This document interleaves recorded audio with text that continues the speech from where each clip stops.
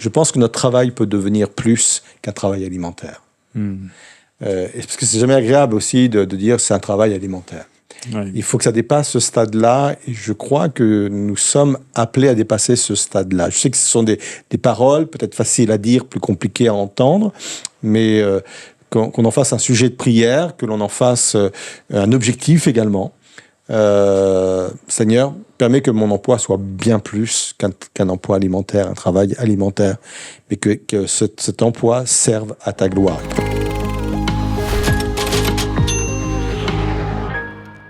Bonsoir, on est heureux de pouvoir retrouver pour cette émission ELM en question. C'est la rentrée, c'est la reprise et on aime toujours prendre le temps de pouvoir retourner sur la prédication du dimanche précédent. Et bien sûr, j'ai avec moi le prédicateur, mais aussi notre invité principal, Daniel Potier. Bonsoir Sam. Bonsoir. Très heureux effectivement de se retrouver à nouveau pour cette émission qu'on apprécie, que je sais que les internautes apprécient également. En tout cas, nous, on l'apprécie. Nous, on l'apprécie. Et du coup, j'espère que ça se voit aussi un petit peu. Et on espère effectivement que ça soit utile pour tous ceux qui nous écoutent. D'ailleurs, on retrouve sur les podcasts, on retrouve aussi sur YouTube. Et ça, on va tous les jeudis soirs. Voilà, pour ceux qui sont peut-être découvrent cette émission à un autre moment de la journée ou de la semaine. On se retrouve tous les jeudis soirs pour une nouvelle émission. Et donc, c'était dimanche dernier la première. Et donc la première de la rentrée, bien sûr. Et tu as fait une prédication, on va dire, hors série, ce qui n'est pas si souvent que ça. Non, c'est vrai. C'est vrai. Ouais. Mais la rentrée s'y prêtait aussi, et dans lequel tu nous as partagé sur le fait que ma carrière et mon appel et EST, important. le verbe être, et le lien du coup entre la vie professionnelle, si on peut dire ça, mais la vie aussi, la vie tout simplement, son parcours de vie, et le fait d'avoir, que c'est lié à notre appel en tant que croyant, en tant que chrétien, en tant que personne qui sont des disciples de Jésus, tout simplement. Et dans ce cadre-là, tu as exploré différents principes. Mais déjà, c'est important de parler du lien qu'il y a entre cet aspect-là, parce que comme on en parlait juste un petit peu avant, ça n'a pas toujours été toujours été courant que dans l'Église, on fasse ce lien de façon aussi évidente. Peut-être on le faisait par exemple, d'une façon plutôt éthique, de choix éthique, mais pas forcément de voir notre lieu de vie comme étant notre lieu d'appel. Je pense que c'est dit au fait toute une culture judéo-chrétienne aussi, parce qu'on a mis quand même l'Église comme un bâtiment. Donc, un bâtiment, c'est ce qui enferme aussi. Donc, les gens se retrouvent le dimanche à l'Église, donc quelque chose enfermé. Et ça a permis, à mon avis, dans les mentalités, de cloisonner, en fin de compte, ce qui se passe à l'Église et ce qui se passe à l'extérieur de l'Église. Or, pour Dieu, il n'y a pas de mur, il n'y a pas de frontières. C'est nous qui font des compartiments, mais notre vie chrétienne, elle est aussi importante le dimanche que la semaine. Et puis, il y a des passerelles continues, quoi. Ouais, c'est la différence entre le sacré, ce qu'on a pendant longtemps le sacré, et puis le séculier qui était considéré moins important. Et puis ce pont-là, d'ailleurs, c'est peut-être ce lien, je pense, avec Jésus qui disait, voilà, maintenant, les adorateurs sont en esprit en vérité, c'est plus lié à un lieu, mais c'est lié de façon générale, là où on est, en fait, là où est notre esprit, l'esprit de Dieu peut aussi entrer en contact. C'est pour ça que les évangiles sont intéressants aussi pour cette raison-là, c'est qu'on voit Jésus dans le quotidien des personnes, en fin de compte. On voit Jésus intervenir dans le travail des pêcheurs, par exemple, pêcheurs de métier, je pense aux disciples, et on le voit utiliser des images telles que le blé, telles que tout cela, quoi. Et il n'a eu de cesse de casser les frontières, de briser les limites et de dire le royaume de Dieu, en fin de compte, c'est tout ça, quoi. Ce sont vos difficultés dans votre travail. Le royaume de Dieu, c'est quand vous labourez. Le royaume de Dieu, c'est quand vous êtes chez vous. Et les évangiles, vraiment, sont là pour mettre à terre toutes ces frontières et dire, voilà, le royaume de Dieu, c'est tout ça. C'est toute votre vie, tout ce que vous êtes, tout ce que vous faites, ça fait partie du royaume de Dieu. Et étonnamment, tu as utilisé un texte de l'Ancien Testament. Puisqu'en fait, finalement, on retrouve tous ces éléments-là, d'ailleurs, depuis la Genèse. Mais c'est vrai que c'était peut-être moins flagrant, puisqu'il y avait la notion de temple, la notion de ces notions-là. Et tu t'es appuyé donc sur l'exemple la vie de David. Avec le verset qui est dans le Nouveau Testament, Actes des Apôtres. C'est ça, faire le lien entre les deux. Et c'est vrai que là, c'est important, du coup, de voir comment il a pu servir Dieu dans sa génération. Amen. Et c'est un appel pour nous aussi, Ouais. du coup, à vivre aussi notre vie de croyants dans cette génération, dans notre génération. J'ai envie de dire, qu'est-ce qui t'a inspiré de dire, pour cette rentrée, c'est important d'aborder ce thème? Déjà, le mot rentrée, et puis je voulais pas simplement l'aborder sur le plan de l'Église, justement. Bien sûr, c'est la rentrée pour l'Église. Bien sûr, c'est la rentrée au niveau de toutes nos activités, 13 pôles, 50 départements dans l'Église, 350 équipiers. Donc, c'est un peu ce qu'on fait généralement au mois de septembre. Et je voulais vraiment élargir parce que je me suis dit, mais c'est la rentrée pour tout le monde, en fin de compte. Et n'oublions pas que nos entrées, quelles qu'elles soient, sur le domaine scolaire ou professionnel, ça reste une rentrée spirituelle quand même pour nous, et il y a des enjeux spirituels partout. Donc c'est un peu ça qui m'a un peu animé pour aller dans cette direction-là. Ouais. Super. Bon, on va commencer avec un premier extrait, je propose, puis je pense que tout le monde est d'accord. Vous êtes d'accord? Pas de choix, de toute façon. On va commencer un premier extrait. Donc tu parlais du premier principe, c'est le fait que on découvre qu'il y a différentes saisons. Tu t'es appuyé notamment sur l'exemple de David, disons qu'il a eu plusieurs saisons. Et on va regarder ça en vidéo, justement, pour découvrir ce que tu as dit par rapport à cette notion de saison. Il y a plusieurs saisons dans ma carrière, dans une carrière. Et c'est important de l'entendre parce que peut-être que c'est compliqué pour quelqu'un aujourd'hui. Le patron, c'est pas ça. Le job, c'est pas ça. Les résultats, c'est pas ça. J'aimerais te dire, pour t'encourager, que le principe même des saisons, c'est qu'une saison doit laisser la place à une autre. Et que la saison-là prépare la saison prochaine. Cette saison-là est utile. L'hiver est utile pour préparer le printemps est utile pour préparer l'été, et ainsi de suite. La saison dans laquelle tu vis aujourd'hui, prends-le pour toi, est une saison qui est en train de te préparer ta future saison.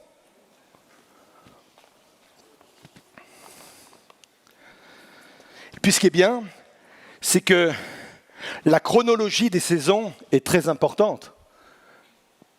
J'aimerais dire que la saison dans laquelle Dieu me fait vivre aujourd'hui, heureusement qu'il ne me l'a pas fait vivre il y a 30 ans, au début de mon ministère par exemple.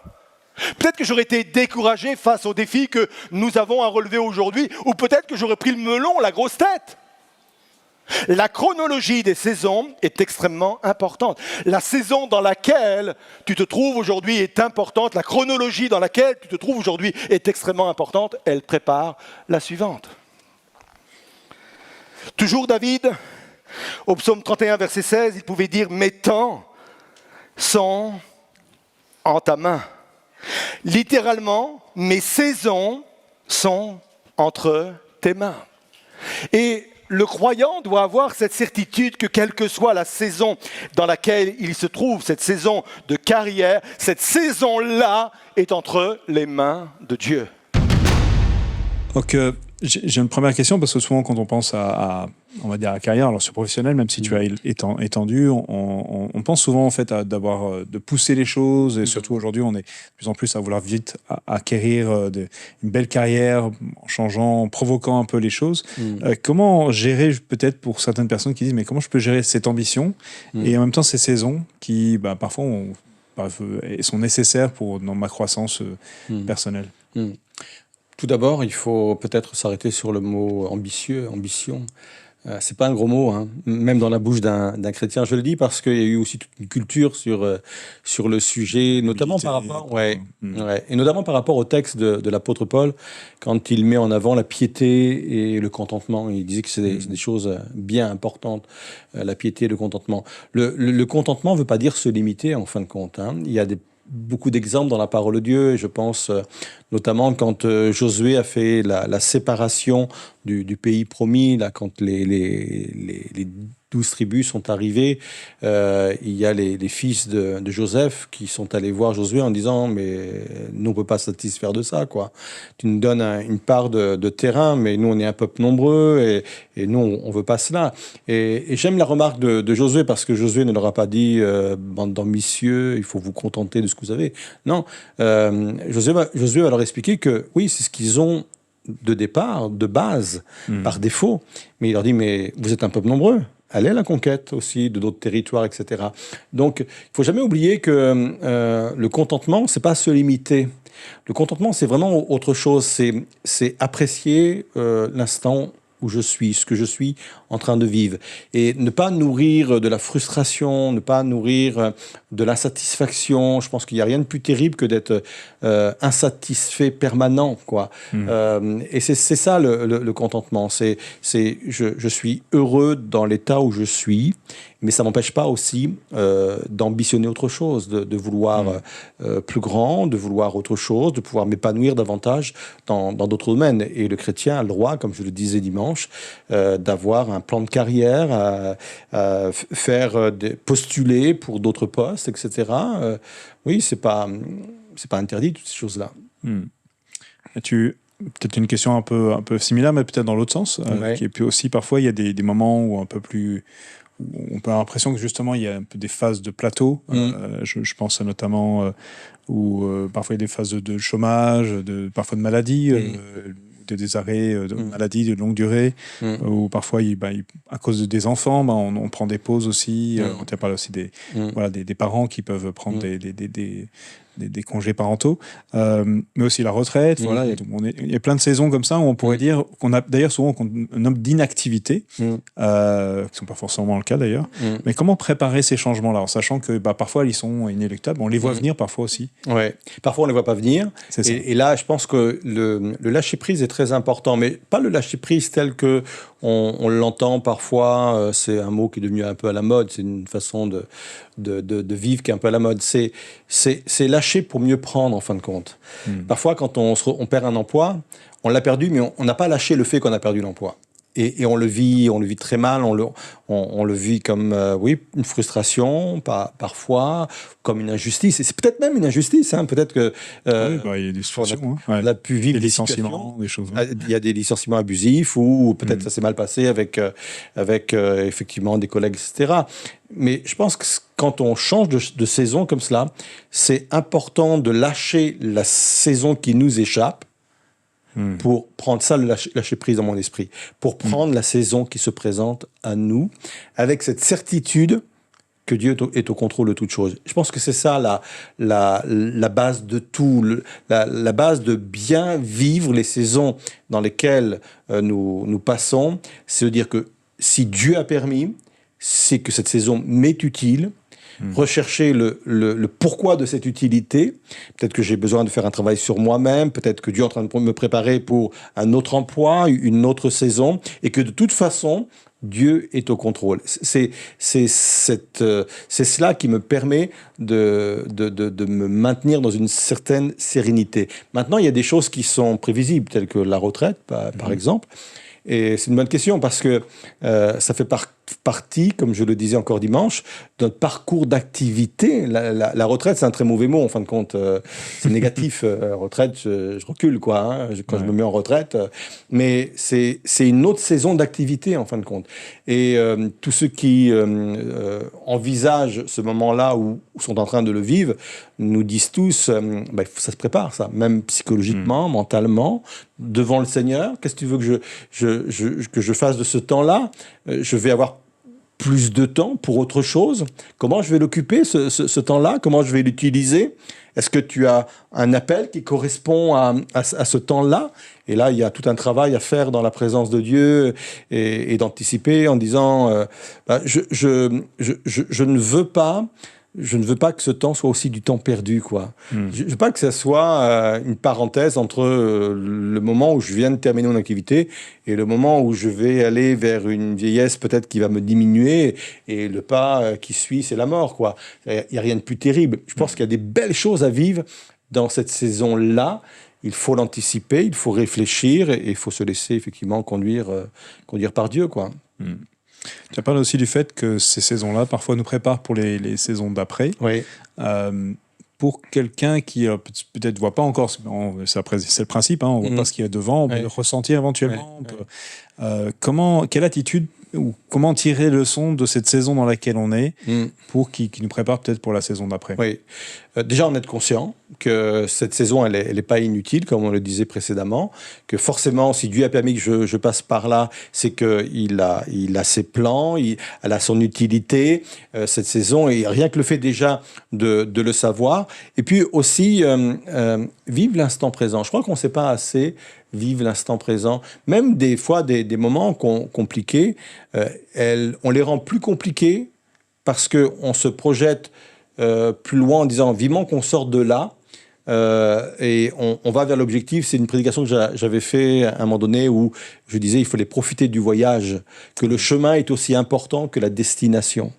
Et parfois on sait pas profiter du chemin, quoi. Alors oui, des fois vous allez me dire bah oui, c'est facile, mais quand on est en difficulté, c'est pas évident. Moi je pense que même dans les difficultés, il y a des moments présents qu'on peut vivre pleinement, à fond, et surtout ne jamais mettre notre vie entre parenthèses en disant qu'il faut attendre que ça se passe, même dans les moments les plus compliqués. Et je l'ai vécu personnellement, et puis j'ai accompagné des personnes aussi qui passaient parfois des moments extrêmement difficiles et compliqués. Dans tout moment, dans toute saison, y compris celles qui sont compliquées, il y a des instants présents dont il faut profiter, qui sont utiles, qui sont nécessaires, qui sont même enrichissants, mais jamais mettre notre vie entre parenthèses en attendant des jours meilleurs, quoi. Il faut vivre l'instant présent. Surtout qu'on ne maîtrise rien du tout. Tout à fait. Jésus le disait. Ouais. Il y en a qui font des plans, des projets, mais néanmoins, on peut apprendre beaucoup de choses, effectivement, dans les situations diverses qu'on peut avoir. Ouais. Et d'ailleurs, beaucoup de gens disent qu'on apprend plus souvent dans les échecs, dans les situations, que dans les situations plus heureuses. C'est un moyen de se rapprocher de Dieu aussi. Hein. Et ce ne sont pas des mots faciles, ce sont des réalités. Moi, je n'ai jamais été aussi proche de Dieu que dans mes moments les plus compliqués et les plus difficiles. Et ça, c'est un bonheur extraordinaire. C'est même un investissement pour ma vie spirituelle future. C'est important. Donc, profitez de ces instants-là. Ouais. Ça, c'était le premier principe que tu as mis en relief. Un deuxième principe qui est lié donc à cette idée de ma carrière et mon appel, c'est que Dieu est notre pourvoyeur. Et tu l'as vu avec différents aspects. Et on va regarder ça en vidéo, puis on va revenir juste après avec quelques questions. Si j'ai manipulé pour avoir mon poste, je devrais manipuler pour le conserver. Je répète. Si j'ai manipulé pour avoir mon poste, je devrais manipuler pour le conserver. Mais si Dieu me le donne, personne ne pourra me l'enlever tant que lui ne l'aura pas décidé. C'est une réalité, c'est quelque chose de ferme, quelque chose de solide. Si Dieu me l'a donné, personne ne peut me le retirer si Dieu ne le veut pas. Ça ne veut pas dire que je ne dois pas réfléchir à une évolution de carrière. Ça ne veut pas dire que je ne dois pas réfléchir à postuler à certains postes à partir du moment où ce n'est pas de la manipulation. Et tout cela en s'en remettant à la volonté de Dieu. Mais vous comprenez bien ce qui est dénoncé dans ce texte par rapport à Absalom. Et je veux vraiment m'en préserver. Personne ne peut contrarier ton destin. La seule personne qui peut gâcher mon destin, c'est moi. Alors restons vigilants. Restons humbles et restons à l'écoute de Dieu. Dieu est la source de mes provisions et non le canal. La nuance est extrêmement importante. Mon travail est juste un canal par lequel Dieu achemine mes provisions. Si je perds mon emploi, je perds simplement un canal, mais je ne perds pas la source de mes provisions qu'est Dieu. Amen. Vous êtes là ?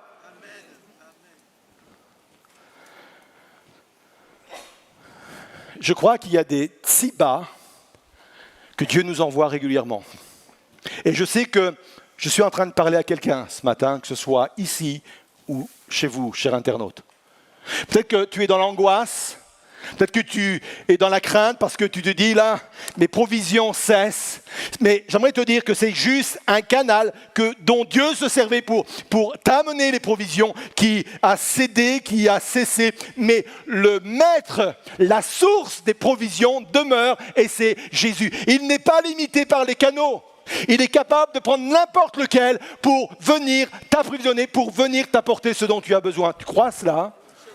Et on n'est pas dans la prospérité en disant cela. C'est simplement une question de théologie telle que la Bible nous l'explique. Je le crois et je le reçois. Donc on se retrouve par rapport à ce point-là. Dieu est notre pourvoyeur. Il pourvoir, on va pourvoir donc à notre poste, c'est ce que tu as partagé, et aussi pourvoir nos provisions. Je vais regarder par rapport à cette notion de poste, parce que certaines personnes, parfois, le poste n'est pas vraiment agréable à vivre. On a parfois, on appelle ça d'être mis au placard, parce que voilà, on a une voie de garage, enfin peu importe l'expression, mais on comprend l'idée qu'en fait on est dans une situation difficile à accepter. Comment je dois me mettre dans une position pour accepter que c'est Dieu qui a pourvu quand même pour ce poste. Alors parfois Dieu n'a pas pourvu, il a permis, parce que aussi il trouve que ça peut être utile aussi à nous. Parfois, on est aussi victime d'une injustice, on en parlait à l'instant, et quelque part, Dieu n'y est pour rien. Et c'est peut-être le moment, effectivement, de dire et de compter sur le pourvoyeur, en disant, Seigneur, tu vas pourvoir pour moi à autre chose. Encore une fois, parfois, Dieu peut permettre, effectivement, des mises au placard, parce que parfois, c'est le seul moyen qu'il a à sa disposition pour qu'on puisse retenir quelques leçons. Parce qu'on a besoin aussi de retenir quelques leçons. Parfois, c'est une vraie injustice. Et même si on est chrétien, on a le droit de réagir quand on est dans l'injustice. On a, encore une fois, une dérive un peu dans le milieu chrétien, c'est que, un peu aussi par rapport à ce que Jésus pouvait dire au travers de ce commandement, mais qui voulait dire en fin de compte autre chose, quand il dit « mais si on te frappe une joue, il faut tendre l'autre ». Donc on a l'impression qu'on peut plus se défendre, y compris dans l'entreprise. Mais quand on est dans son droit, quand on est dans l'injustice, on est victime d'injustice, la Bible elle-même dit il y a des juges pour ça. Il y a des gens qui peuvent aussi nous faire droit. Et c'est important aussi. Et c'est peut-être là où il faut trouver aussi le discernement. Et le chrétien est appelé à avoir du discernement. Quand est-ce que je dois laisser Dieu intervenir, Dieu agir, et quand est-ce que je dois intervenir? Parce que les deux sont vrais. Hein. Ouais. Et des fois, la frontière est très fine, et ce n'est que par le discernement. C'est pour ça que la relation avec Dieu est très importante. Mon moment avec Dieu est très important. Dieu doit me montrer si je dois le laisser faire, et là, je lui fais une totale confiance, ou parfois, il me dira, mais là, c'est à toi d'agir. À toi d'intervenir. Je vais être avec toi, ouvre ta bouche, je la remplirai, moi, tous ces textes-là. Mais c'est important. Discernement pour comprendre ça. Tu as un punchline. Si j'ai manipulé pour avoir mon poste, je devrais manipuler pour le garder. Ouais. C'est ce que tu as avancé là, donc en mettant vraiment ce côté-là, justement lié au poste, donc la façon dont Dieu pourvoit, mais aussi comment nous-mêmes on peut essayer de se mettre dans une position. Donc tu avais pris l'exemple d'Absalom. Et comment tu dire déjà par manipuler, peut-être pour certains, il y en a qui ont parfois des définitions qui peuvent être variables. Manipuler, c'est utiliser des systèmes et des moyens malhonnêtes. C'est avec des mobiles malhonnêtes.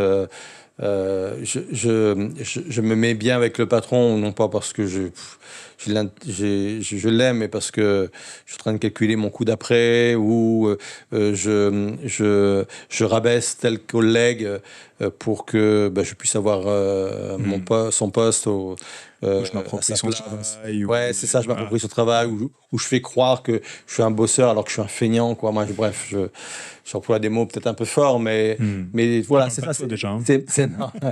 Manipuler, c'est ça. C'est pas être honnête, c'est faire les choses en dessous, c'est faire les choses dans les ténèbres, c'est utiliser des moyens qui sur le plan moral n'est pas bon. Voilà, c'est employer des valeurs qui sont pas des valeurs du royaume de Dieu. Et je pense qu'on a tous peut-être en tête des exemples, je pense notamment aux internautes sur leur lieu de travail, de personnes, comme je leur disais dimanche, surtout acceptez bien votre Absalom, celui qui est dans votre service ou dans votre entreprise, parce qu'on les voit, ces gens-là, ils sont repérables, quoi. Et on s'aperçoit que parfois, ils ont réussi à avoir le poste, mais on s'aperçoit que pour le conserver, effectivement, parce qu'ils ne sont pas là à cause de leurs compétences, ils sont là à cause de leur manipulation. Donc ça veut dire que si je veux le conserver, ce poste-là, je ne peux pas faire valoir mes compétences. Donc je dois faire valoir ma façon de faire, ma manipulation. Et ça marche qu'un temps, ça. Ça rappelle les personnes qui mentaient un peu sur leur CV pour pouvoir être pris. Et puis après, ils se retrouvent dans des situations où ils doivent jongler avec ce qu'ils ont dit qu'ils avaient comme compétences. Mais bon, J'ai envie de dire un peu, effectivement, alors David, du coup, est le contre-exemple. Oui. Je pense notamment en ce moment où il devait prendre la place de... Enfin, il devait prendre... Dieu lui avait annoncé qu'il allait être roi et qu'il avait l'opportunité à plusieurs reprises d'évincer Saül de son rôle, enfin, le tuant. Hein. Et il l'a pas fait. Non. Il a choisi foncièrement de dire « je ne le ferai pas ». Et j'ai envie de dire, c'était tout à son honneur. Je sais que ça aurait été un dilemme pour beaucoup de gens, se dire est-ce que j'ai l'opportunité, etc. Mais en même temps, je me dis c'est peut-être une belle illustration de la contre-thèse de ce que tu as avancé en disant la manipulation pour avoir un poste. Est-ce que tu as des témoignages peut-être de personnes qui ont vécu un peu ce schéma-là, ou dans l'autre sens d'ailleurs? Pas personnellement. Si, des témoignages un peu comme tu as pu peut-être en avoir, de personnes qui vivaient des moments difficiles dans leur entreprise, parce que c'est aussi un lieu de souffrance, hein, parfois, les entreprises, le travail, et ont été victimes de calomnies, justement dans ce but-là, je pense à un témoignage en particulier, mais je ne vais pas donner le nom, parce que c'est quelqu'un de l'Église, ou voilà, une personne, pour prendre encore une place qui était vacante, quoi, de responsabilité, à dénigrer la chrétienne, à la calomnier, et toujours parce que en remettant en question son travail, pourtant qui était bien fait, etc.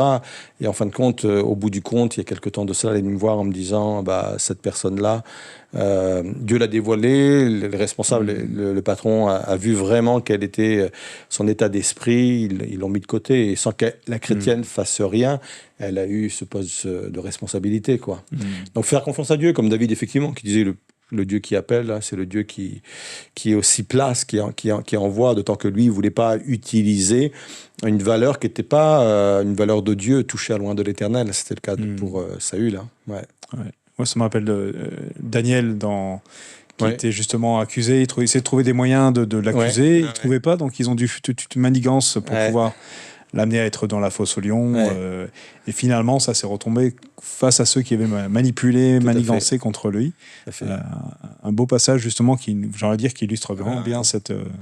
Ouais, et puis l'histoire d'Esther avec Aman aussi, pareil, qui a manipulé pour la destruction de tout un peuple. Et en fin de compte, il a même construit la potence, quoi. Et en fin de compte, c'est lui qui s'est pendu au bout, quoi. Donc, pour Mardoché, enfin, c'est vrai que ce chemin-là, c'est vrai que on voit que c'est quand même quelque chose qui se répète déjà en nature humaine. Souvent, on essaie d'écraser pour se relever. Mais Dieu honore ceux qui se restent droits dans ces situations-là. Donc, il faut rester confiant, effectivement, si on est victime de ça. C'est jamais agréable, hein, c'est jamais agréable. C'est sûr. Parce que ça remet des fois en cause notre propre identité, notre propre valeur, nos compétences, notre sérieux, mais... confiance. Puis là, dans toutes les situations, on connaît la fin, mais fin. Quand on est dedans, je pense que c'est autre chose. Il n'y a pas de recul. C'est ça, exactement. On va parler le côté pourvoyeur des provisions. Et tu nous as parlé de quelque chose, tu nous avais déjà parlé il y a plusieurs années en arrière par rapport au fait, et tu es revenu là souvent, c'est que en fait finalement le travail, enfin le salaire qu'on peut tirer d'un travail, c'est un canal que Dieu utilise. Et je me suis dit, est-ce que ça peut aider les personnes qui doivent faire des choix de carrière, parfois de se lancer ou de quitter un travail, parce que c'est toujours avec ces craintes de quitter peut-être une source de revenus? Oui. À partir du moment où on est sérieux dans le changement de nos postes, de nos métiers, de notre travail, et je pense qu'il ne faut jamais oublier le fait de rechercher la volonté de Dieu. Il ne faut pas venir devant le Seigneur avec une décision déjà prise en disant « Seigneur, bénis-la », mais avant de prendre une décision, « Seigneur, conduis-moi. Est-ce que c'est ta volonté que j'aille dans cette direction, que je postule pour cette entreprise, parce que lui, il sait ce que nous, on ne sait pas, hein, il connaît l'avenir. Donc, voilà. À partir du moment où j'ai pu sceller ce choix en me mettant devant Dieu, en recherchant la volonté de Dieu, effectivement, il faut lui faire confiance quant aux ressources, quoi. Hein. C'est lui qui est le pourvoyeur de nos ressources. Donc, il peut utiliser effectivement le salaire qui tombe chaque mois sur notre compte en banque. Mais si ce salaire cesse parce qu'on a perdu son emploi, par exemple, eh bien, il est capable d'utiliser toutes sortes de moyens. Et c'est ça qui est extraordinaire. Je pense à Élie quand même. Quand la terre a cessé de produire à manger, que même l'eau s'est desséchée, quoi. Il a utilisé un canal extraordinaire que sont les corbeaux, quoi. Et quand on sait que c'est des charognards, quoi, ils avaient dans leur bec de la viande que eux-mêmes adoraient, quoi, entre guillemets. Mais Dieu, il est impensable, quoi. C'est pour ça que les canaux qu'il peut utiliser peuvent parfois nous étonner, quoi. Ils sont même des fois, même sur le plan humain, c'est même pas concevable, quoi. Moi, je l'ai expérimenté, sans doute toi aussi, dans le domaine du ministère, où parfois c'était hyper compliqué au début de nos engagements dans le service de Dieu, sur le plan financier, étant pasteur de toutes petites églises avec des petits budgets. Eh bien, quand le canal du salaire venant de l'Église n'était pas suffisant ou manquait parfois, on a vécu des expériences extraordinaires. Dieu a utilisé des canaux extraordinaires pour venir. Donc c'est lui le pourvoyeur, c'est lui la source, quoi. C'est lui la source. Alors peu importe les canaux qu'il va utiliser, quoi. Et tu as fait un petit disclaimer en disant. Ce n'est pas la théologie de prospérité. Oui. Qu'est-ce que parce que des fois, effectivement, oui. on pourrait s'y apparenter. Oui. Qu'est-ce que tu voudrais préciser par rapport à ça? Oui. Comment on pourrait différencier du coup Oui. Alors, la théologie de la prospérité, je vais la résumer en quelques mots, même si ça mériterait beaucoup d'explications. Il y a plusieurs théologies. Tout à fait. En gros, je vais la résumer avec deux axes. Le premier, c'est, on part du principe que quand on est béni, donc on est béni par l'argent. L'argent et la richesse est une preuve de bénédiction, et la pauvreté est une preuve de malédiction. Ça veut dire que je suis pas béni, puisque la preuve matériellement, ça va pas. Ça fait partie effectivement de la théologie de la prospérité, mais ça se limite pas non plus aux biens matériels. Ça va jusqu'à la santé, ça va jusqu'à la guérison. Ça veut dire que un chrétien béni, forcément est quelqu'un en bonne santé, et quelqu'un qui n'a pas la santé, qui est malade, forcément, c'est un chrétien, soit il s'est passé quelque chose dans sa vie, il n'a pas été clair, ou il n'a pas assez de foi pour rester en santé. Et il n'y a rien de plus terrible, quoi. Je trouve que c'est une théologie qui détruit des vies, qui détruit même la foi, qui anéantit la foi, qui met les chrétiens sous une culpabilité, parce que combien de personnes ont réussi matériellement? On n'est pas tant que ça, quand même. D'ailleurs, l'apôtre Paul va le dire dans l'église de Corinthe, il dit, mais regardez, peu mieux que vous, etc. Ils sont des riches de ce monde. Tout à fait. Donc ça veut dire qu'il y a simplement une élite qui, eux, auraient la foi, seraient des bons chrétiens, et parce qu'ils ont la foi, ils ont des bons chrétiens, Dieu les bénit, et tous les autres. C'est terrible comme théologie. Donc la théologie de la prospérité, c'est ça, en fin de compte. Bien sûr, c'est schématisé, ça mériterait d'être plus détaillé, mais en gros, c'est ça pour qu'on comprenne de quoi on parle quand on parle de la théologie de la prospérité. Et je me suis posé la question, parce que parfois, nous, on vit dans un pays, on va dire, qui dispose de plein de mécanismes, justement, pour pouvoir subvenir aux besoins, même quand on n'a plus forcément la source du salaire, etc. Et je sais qu'il y a plein de sujets par rapport à ça, mais il peut y avoir, là je me rapproche un peu de ce que disait, je pense c'est Paul qui parlait justement, disait, en gros, peut-être certains, ils ont besoin d'aller travailler. Ouais, plutôt que de voler d'ailleurs. Voilà, au lieu de que de voler, ou en gros, j'allais dire, de pas forcément aller, même par rapport aux veuves, enfin, etc. Il parle d'un certain nombre de personnes, parce que c'est plus une mentalité, je pense, qu'il dénonce. De dire je dépends des autres, je ne veux pas faire l'effort, moi, d'aller chercher, de travailler, voilà, de subvenir à mes besoins. Oui, parfois, Dieu permet qu'on puisse bénéficier d'un système en France. Tu faisais sans doute allusion aux allocations du chômage, et que Dieu soit béni, quoi. Et bien sûr, c'est un des canaux que Dieu peut utiliser pour venir subvenir à nos besoins. Maintenant, tu as employé un mot important, c'est la mentalité, quoi. Avec quelle mentalité je reçois ça? moi, je pense que c'est une bénédiction, effectivement, d'avoir des allocations de chômage.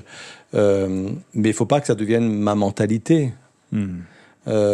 Et je pense que là, en France, il y a eu tout un débat, peut-être aussi, je ne fais pas de la politique, hein, mais avec aussi la réforme de la retraite, etc., où on a dénigré la valeur travail, en fin de compte. Mais le travail est une valeur biblique. Le travail n'est pas la conséquence de la chute. Le travail, il était avant la chute. Et d'ailleurs, Dieu nous a créés à son image parce que Dieu est un travailleur. C'est vrai, il a travaillé 6 jours. Et oui, il a créé, hein, il a fait des belles choses. Donc, et avant la chute, il a dit voilà, vous dominerez, vous allez entretenir le jardin, vous allez entretenir la terre, donc, etc. Ce que la chute a eu comme conséquence, c'est qu'elle a rendu le travail plus pénible. C'est la sueur de votre front maintenant que vous allez tirer le fruit de la terre. Alors c'est vrai que Dieu n'avait pas prévu la frustration dans le travail, n'avait pas prévu les abus, la fatigue, etc. Mais c'est pas parce qu'il y a eu la chute que le travail ne reste pas une valeur biblique. Et ça, il faut toujours l'avoir en tête. C'est un moyen que Dieu nous donne pour nous épanouir. C'est un moyen que Dieu nous donne pour nous former. C'est un moyen que Dieu nous donne pour aussi subvenir à nos besoins. Et au risque d'en décevoir plusieurs, au ciel, on va travailler. Des fois, on s'imagine le ciel comme, je sais pas, on est sur un nuage en train de rêvasser, et puis on vit que de choses spirituelles. Non, on va travailler. Bien sûr, il n'y aura plus d'efforts. Là, on reviendra effectivement à l'origine des choses. Il n'y aura plus de fatigue, plus de frustration, etc. Mais moi, j'envisage le ciel pour travailler, quoi, avec des projets. Il y aura des projets intéressants. Il y a plein de textes bibliques qui nous parlent, gouverner des villes, etc., etc. Ouais. Bref, oui, dans le ciel, il y aura plein d'activités. On sera passionné par les activités que Dieu nous mettra. Oui, donc le travail, je pense qu'il faut arrêter de le montrer comme quelque chose de dégradant, même si je n'exclus pas que ça peut être un lieu de souffrance pour beaucoup. Parce que peut-être qu'il y a une politique de management qui est dure, qui est difficile, il y a des contraintes, il y a des objectifs à atteindre qui met une pression telle, et peut-être que c'est l'occasion de demander à Dieu de nous sortir de là pour trouver autre chose. Là ça peut être effectivement une raison de se placer devant Dieu. Mais pour moi, là, le travail reste une valeur biblique, parce qu'on le voit, ce travail, tout au long de la parole de Dieu, et y compris une fois qu'on sera dans le ciel. Ouais, c'est vraiment un équilibre, en fait. On voit, et je pense toujours à ce jour de repos qui était imposé. On disait, ne travaillez pas ce jour-là. Ouais. Ayez confiance, je suis venir. La manne qui était doublée la veille, et bien sûr tous ces éléments-là. C'est vrai que c'est intéressant de voir comment il y a le travail et puis Dieu qui pourvoit, même quand c'est pas forcément uniquement le fruit de notre travail. Et cette grâce qui vient... c'est étendre même au-delà du fruit de ce qu'on peut produire, et ça c'est extraordinaire de voir comment Dieu le fait. Et en tout cas, je sais que ça a été un encouragement, je crois, pour beaucoup, d'être libéré de cette pression, de dire je suis tenu par le canal que j'ai aujourd'hui, mais que j'ai toujours la source reste la même si les canaux se bouchent. C'est tari, c'est tari. On va continuer justement avec un troisième principe, c'est que Dieu est la source de toute réussite. Alors ça a l'air très réjouissant, on va regarder ça en vidéo, et on revient juste après avec d'autres questions. C'est moi qui prépare le cheval pour le jour de la bataille. C'est moi qui dois faire en sorte qu'il soit en bonne santé. C'est moi qui dois faire en sorte qu'il soit bien nourri. C'est moi qui dois faire en sorte qu'il doit être bien entraîné, qu'il ne soit pas effrayé au moindre cri. C'est moi, c'est de ma responsabilité. C'est à moi de l'équiper, de mettre sur le cheval ce dont il a besoin pour aller à la guerre. Oui, c'est moi, je suis celui qui équipe. Le cheval est préparé pour le jour de la bataille, mais la victoire, mais le résultat appartient au Seigneur. Vos préparatifs sont essentiels, mais c'est Dieu qui est décisif.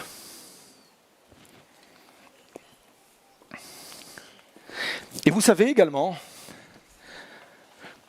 le fait que je comprenne que ma carrière et mon ministère et mon appel, ça veut dire que tous les dons spirituels qui sont énumérés dans la parole de Dieu. On a déjà parlé de cela il y a quelque temps, ils sont au nombre d'une vingtaine. Ça veut dire que tous les dons spirituels que nous enseignons dans les églises, en fin de compte, ne sont pas réservés uniquement dans le cadre de l'église. Mais c'est également pour exercer mon ministère, mon appel. Par exemple, dans la Bible, dans l'Épître aux Romains, il est question du don du leadership, que celui qui préside bien. Peut-être qu'il te demande une dimension de leadership, c'est un don spirituel, il faut saisir. Le don de sagesse,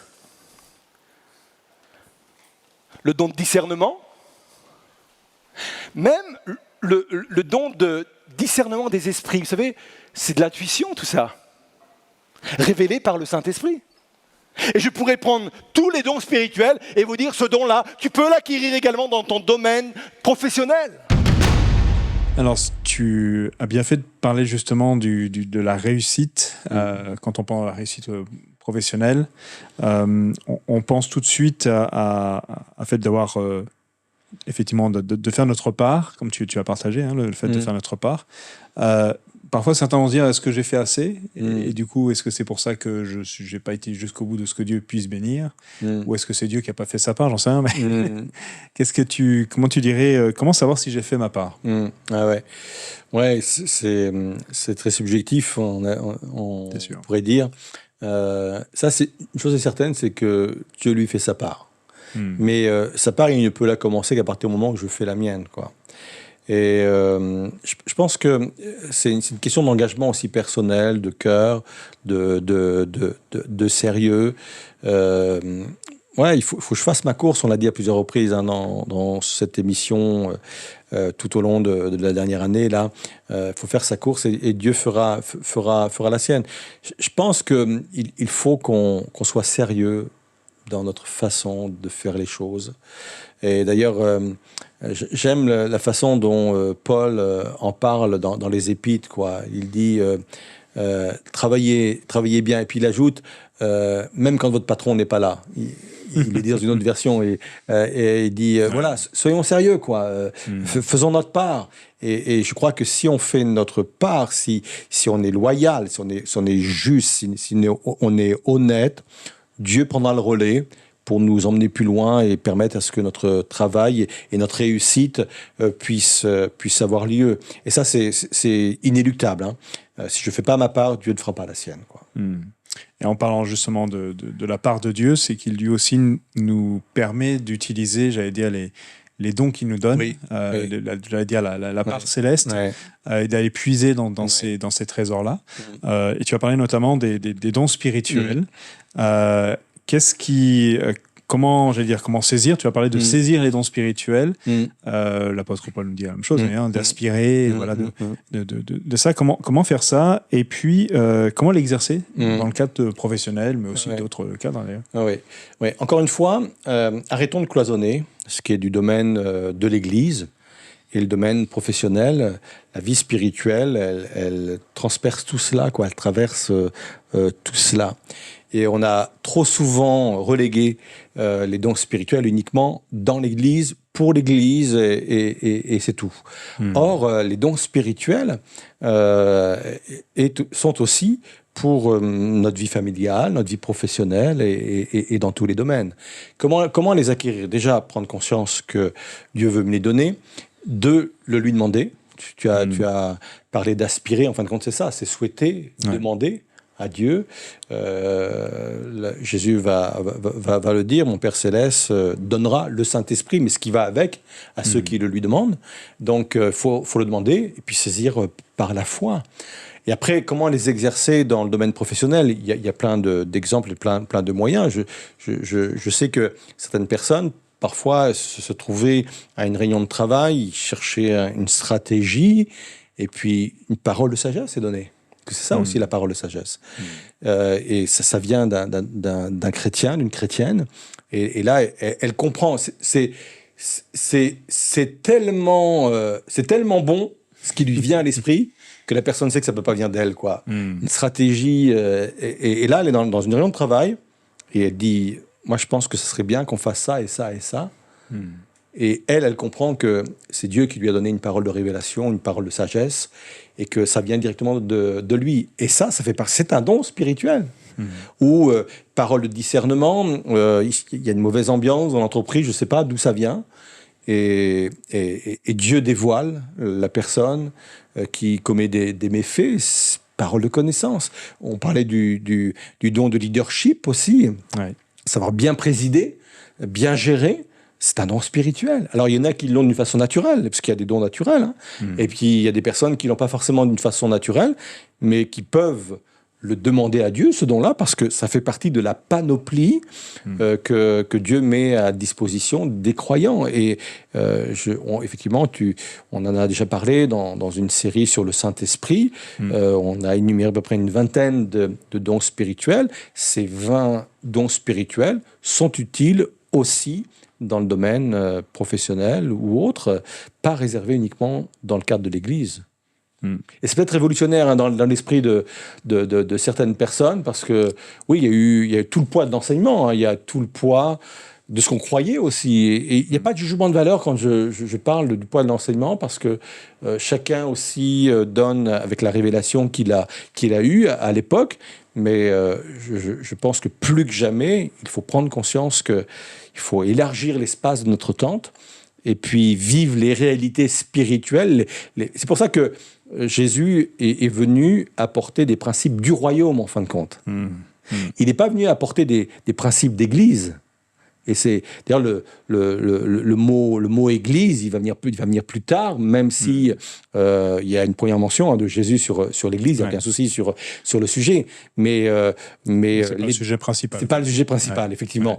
Mais le sujet principal, c'est le royaume. Hein. C'est ça.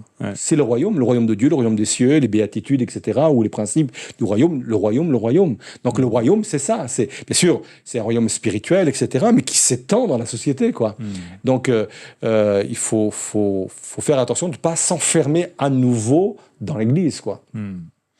Et ça, je trouve que c'est vraiment clé, parce que ça nous permet vraiment de vivre cette dimension spirituelle dans notre quotidien. Tout à fait.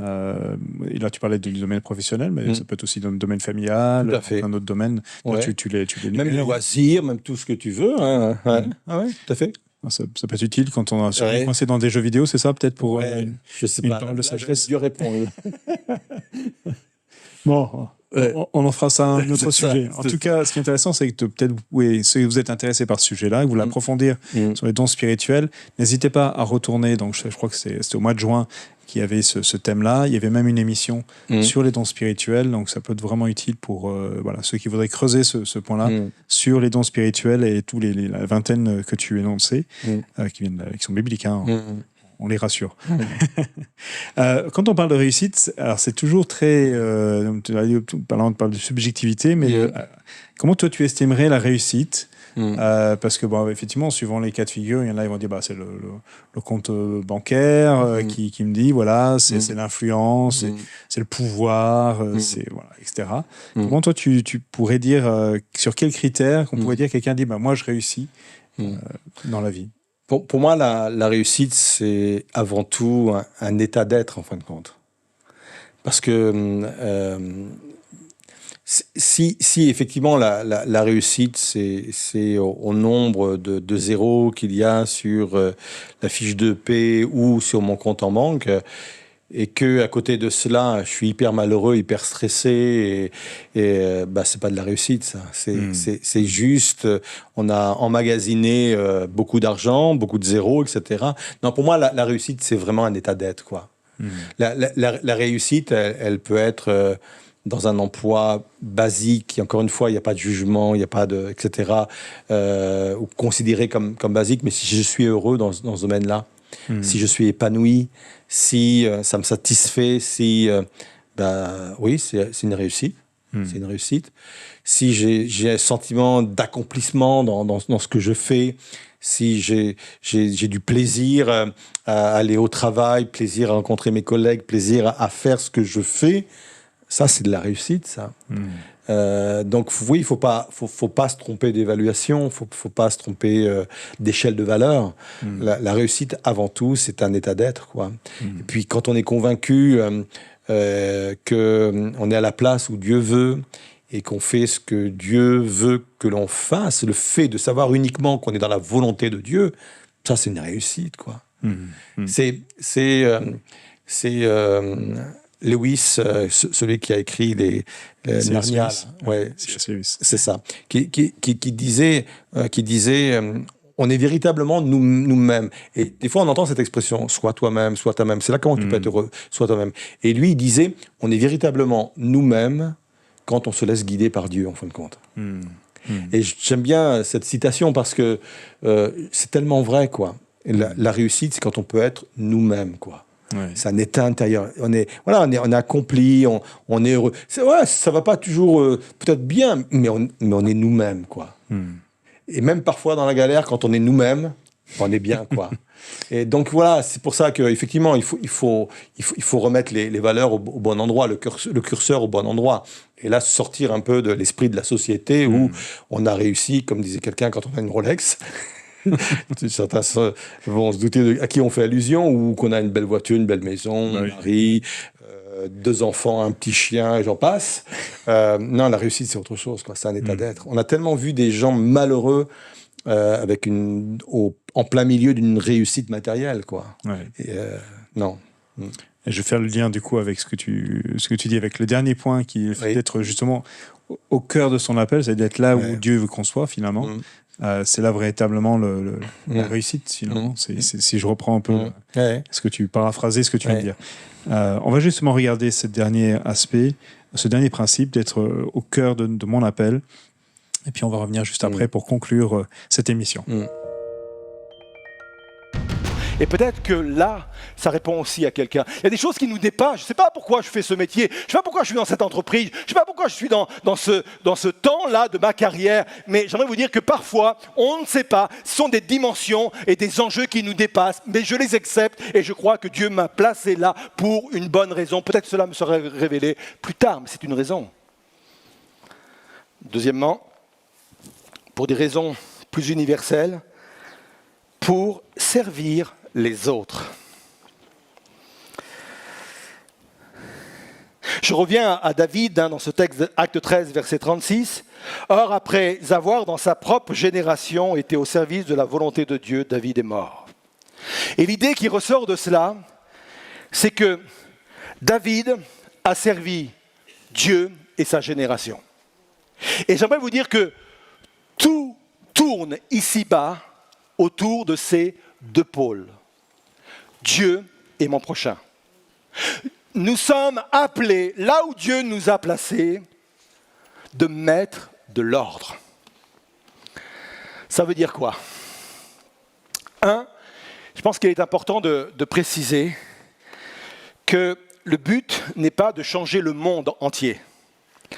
Parce que, je vais vous le dire, ce n'est pas en faisant des efforts qu'on va rendre le monde entier meilleur.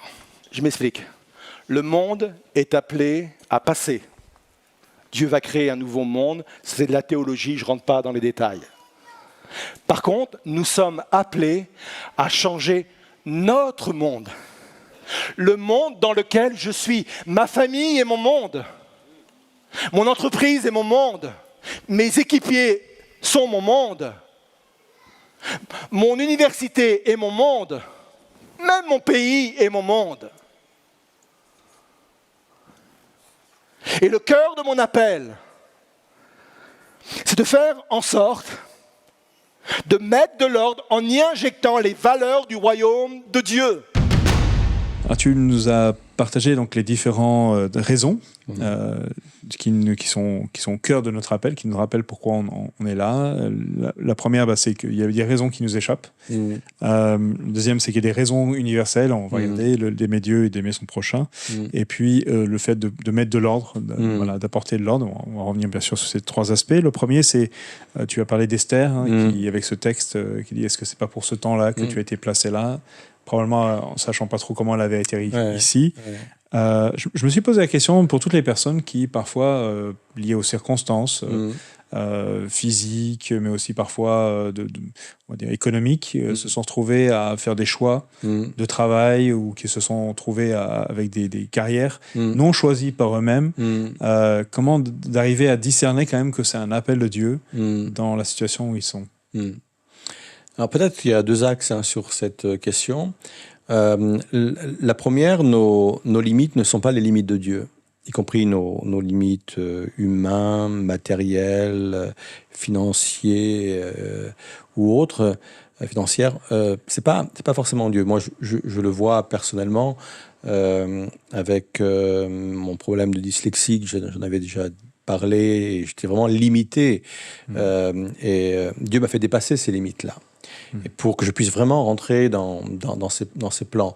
Ce que je vis aujourd'hui n'était pas destiné à quelqu'un qui avait mon parcours quand il était jeune. Donc, ne jamais se contraindre par nos propres limites, parce qu'on sert le Dieu qui nous fait dépasser nos propres limites. Ça, c'est le premier point. Pour emmener les personnes à ne pas dire je ne peux pas prétendre autre chose, quoi. Ouais. Donc ça, c'est très, très important. Après, il ne faut pas sous-estimer non plus les emplois dans lesquels on se trouve, peut-être parce qu'on n'a pas eu le choix, par dépit. Ce lieu-là peut être un lieu de bénédiction. Ce lieu-là peut être un lieu de bénédiction. Quand on parlait de l'exemple d'Élie, quand il s'est retrouvé au torrent de Kérit, c'était un lieu pas agréable, quoi. Ça a été un lieu de bénédiction. Et peut-être chercher dans notre emploi actuel, quelle pourrait être la bénédiction que Dieu veut me donner ou que je peux donner aux autres. Peut-être même ouvrir les yeux, parce que parfois on a l'impression que notre métier, entre guillemets, ne sert à rien, même si je ne le crois pas du tout. Seigneur, ouvre-moi les yeux, montre-moi le discernement. Je suis sûr que quelque part, je suis en bénédiction pour quelqu'un, quoi. Et ça, il faut que Dieu nous aide à le comprendre et à le réaliser. Je pense que notre travail peut devenir plus qu'un travail alimentaire. Parce que c'est jamais agréable aussi de dire c'est un travail alimentaire.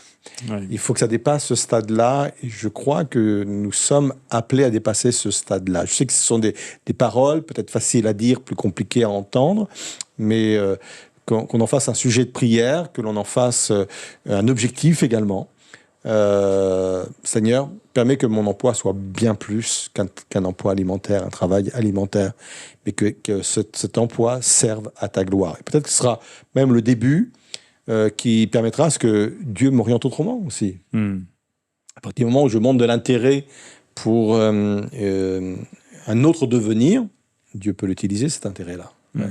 C'est un peu le principe de Joseph qui s'est retrouvé esclave dans la maison de Potiphar, ou après en prison, mais il n'était pas inactif. Non. Il a saisi les opportunités probablement qu'on lui présentait, qui ne devaient pas être très, très gratifiantes, surtout au début. Je pense qu'il est dû... voilà, je principe. C'est tout à fait ça. Il aurait pu dire, mais esclave, franchement, à l'époque, esclave, c'est quoi ce job-là, quoi. Et lui, il en a fait un job pour glorifier Dieu, quoi, au travers des bénédictions qu'il a été. Donc, je crois que toute profession, quelle qu'elle soit, peut être un moyen, et peut-être que Dieu doit nous ouvrir les yeux, un moyen de bénédiction pour d'autres. Et ça nous amène à la deuxième partie, qui est la deuxième raison, les raisons universelles, qui nous a parlé un peu des principes de nos vies, d'aimer Dieu, d'aimer son prochain, et de discerner ça dans notre travail. Donc on peut faire le lien peut-être avec ce que tu partageais. C'est vrai qu'il y a certains métiers qui ne sont pas de façon évidente, altruistes, ou tournés vers son prochain, ou même par rapport à Dieu. Et parfois même certains disent, mais bon, qu'est-ce que ça a à voir avec ma foi ici? Il faut que le Seigneur nous donne le discernement pour justement comprendre la dimension universelle telle que la Bible nous le présente, nous permet de comprendre et de réaliser en quoi je peux être une bénédiction pour les autres, comme on le disait un instant. Moi, je suis convaincu, à part peut-être, et on va revenir après, quelques situations, je pense que majoritairement, peut-être à 100%, mon emploi peut être une bénédiction pour d'autres.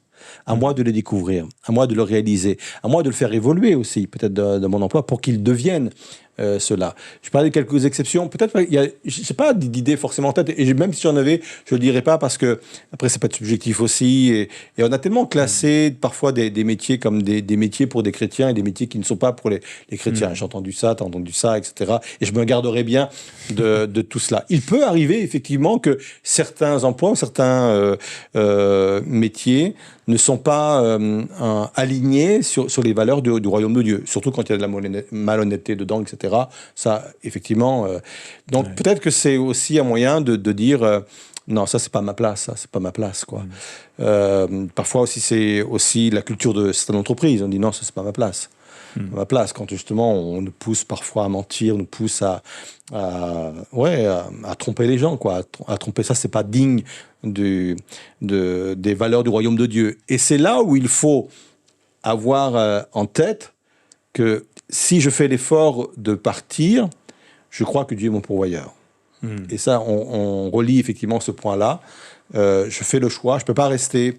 Il y a une culture d'entreprise qui n'est pas du tout alignée avec mes valeurs chrétiennes. Je quitte, je perds un emploi, mais c'est Dieu mon pourvoyeur. Pourvoyeur d'emploi, pourvoyeur aussi de ressources financières. Et tu as fini en parlant, en disant j'ouvre une boîte. Ouais. C'est le fait que nous sommes liés à mettre de l'ordre dans notre monde. Ouais. Et tu es parti sur le fait que notre monde, c'est pas le monde entier, parce que qui aura une fin, mais dans notre sphère d'influence, en évoquant les différentes sphères, la famille, l'éducation, la politique, les affaires, l'économie, les médias, la culture, la religion dans le sens moral et spirituel. Tu as dit, chacun d'entre nous, on a une influence, on est dans une sphère d'influence, et tu as dit que c'était là où on devait amener donc de distiller les valeurs du royaume. Comment faire pour quel conseil tu donnerais à quelqu'un qui se dit moi j'aimerais vivre ça? Oui. D'abord, pourquoi j'ai précisé qu'on ne pouvait pas changer le monde, mais notre monde?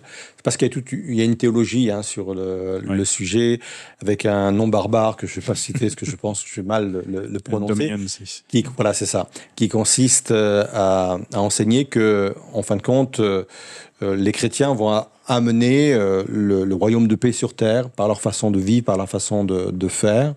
Or, bibliquement, pour moi, c'est notre position biblique, ça tient pas. C'est Dieu qui, quand il va venir sur terre, va établir un règne de 1000 ans, le fameux millénium. Avant, quand, comment, c'est toute une discussion aussi sur le...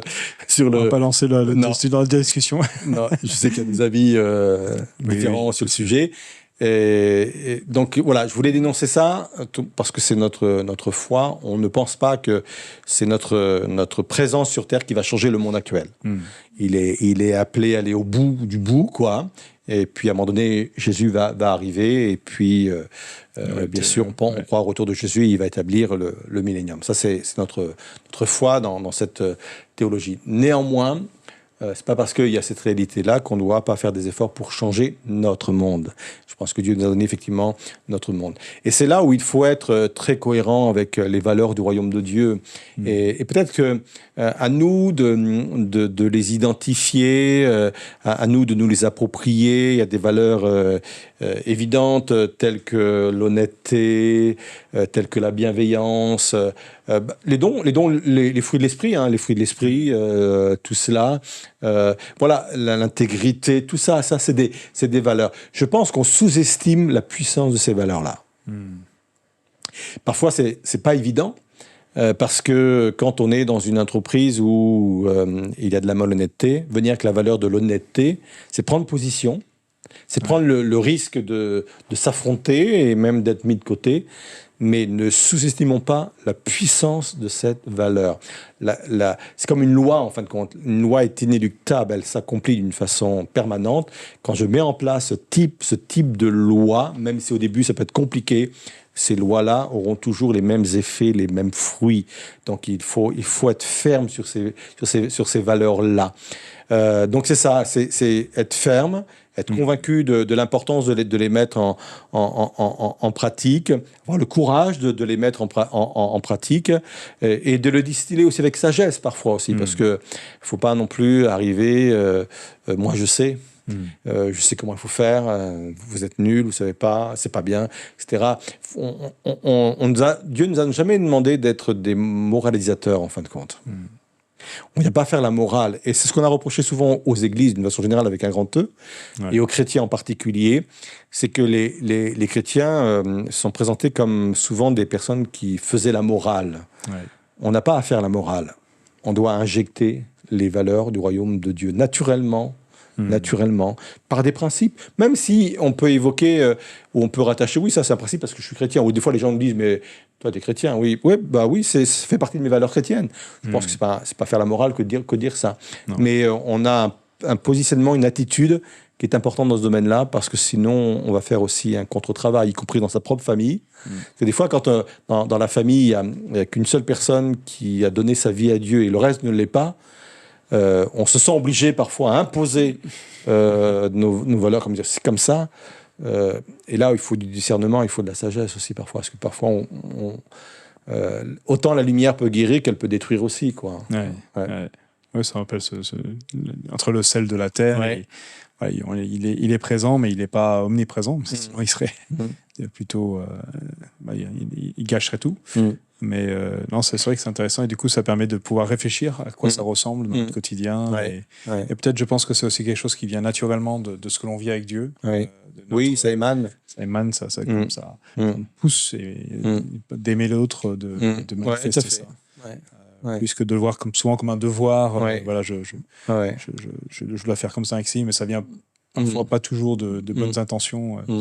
Mais en tout cas, c'est intéressant vraiment de voir tous ces aspects-là, que ma carrière est mon appel. Amen. Et je pense que ça a beaucoup encouragé de personnes dans cette rentrée à continuer à œuvrer, j'allais dire, de voir leur lieu de travail, leur lieu de vie, etc., comme un lieu d'appel où de Dieu les attend, les amène à être ce qu'ils sont en lui pour apporter aussi qui il est dans ces lieux-là.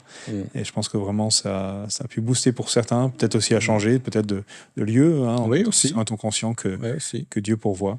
En tout cas, merci Daniel pour cette prédication de rentrée. Et puis, je pense que ça a apporté beaucoup de bénédictions, comme on vient de l'évoquer. Et puis, bien sûr, ça a ouvert plein d'autres peut-être réflexions pour l'avenir. On se retrouve donc dimanche pour la prédication à 10h, voilà, pour ceux qui sont en présentiel ou en distanciel. Et puis, la semaine prochaine, on se retrouve pour une nouvelle émission autour du thème qui va être partagé dimanche. J'en profite aussi peut-être comme ce thème-là se prête particulièrement avec le ELM Entrepreneur, qui est on va dire un des services ou un groupe, une communauté qui s'adresse justement aux entrepreneurs, aux personnes qui s'intéressent à la vie économique aussi. Et il y a une formation qui va être mise en place avec Luc Maroni, qui est à la fois un entrepreneur et un pasteur, et il est déjà venu enseigner parmi nous sur ces questions-là. Et le thème qu'il développe dans ces journées de formation, c'est comment je définis ma mission, mon appel au travers de mon projet professionnel. Alors je me suis dit, c'était en parfaite lignée, c'est l'occasion de pouvoir vous rapprocher de LM Entrepreneur. Vous allez avoir toutes les infos prochainement, de toute façon, pour vous inscrire.